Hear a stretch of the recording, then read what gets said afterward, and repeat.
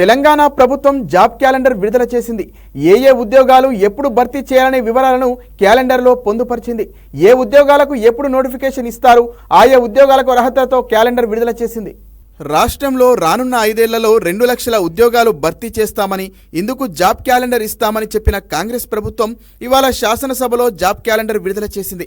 వేర్వేరు ఉద్యోగాల భర్తీకి నోటిఫికేషన్లు విడుదల చేసే నెల, ఎప్పుడు పరీక్షలు నిర్వహిస్తారనే వివరాలను జాబ్ క్యాలెండర్లో పొందుపరిచింది. నియామకాలు నిర్వహించే ఏజెన్సీ ఉద్యోగానికి కావలసిన అర్హతలను వివరించింది. జాబ్ క్యాలెండర్ ప్రకారం తెలంగాణ పబ్లిక్ సర్వీస్ కమిషన్ ఆధ్వర్యంలో గ్రూప్ 1, గ్రూప్ 2, గ్రూప్ 3 పరీక్షలు జరుగుతాయి. గ్రూప్ 1 పరీక్షను అక్టోబర్లో నిర్వహిస్తామని, గ్రూప్ 2 పరీక్షలను డిసెంబర్లో, గ్రూప్ 3 పరీక్షలు నవంబర్లో నిర్వహిస్తామన్నారు.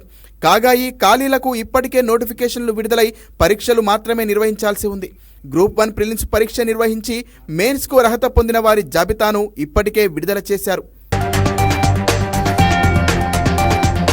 ఈ ఏడాది అక్టోబర్లోనే మరోసారి గ్రూప్ 1 నోటిఫికేషన్ ఇచ్చి 2025 ఫిబ్రవరిలో ప్రిలిమ్స్ నిర్వహిస్తామని ప్రభుత్వం జాబ్ క్యాలెండర్లో తెలిపింది.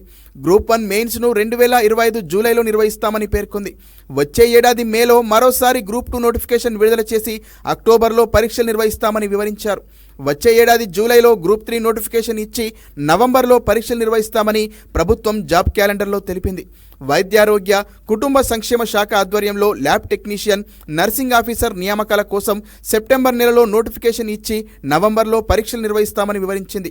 ట్రాన్స్కోలో వివిధ ఇంజనీరింగ్ ఉద్యోగాల భర్తీకి అక్టోబర్లో నోటిఫికేషన్ ఇచ్చి వచ్చే ఏడాది జనవరిలో నియామక పరీక్ష నిర్వహిస్తామని తెలిపింది.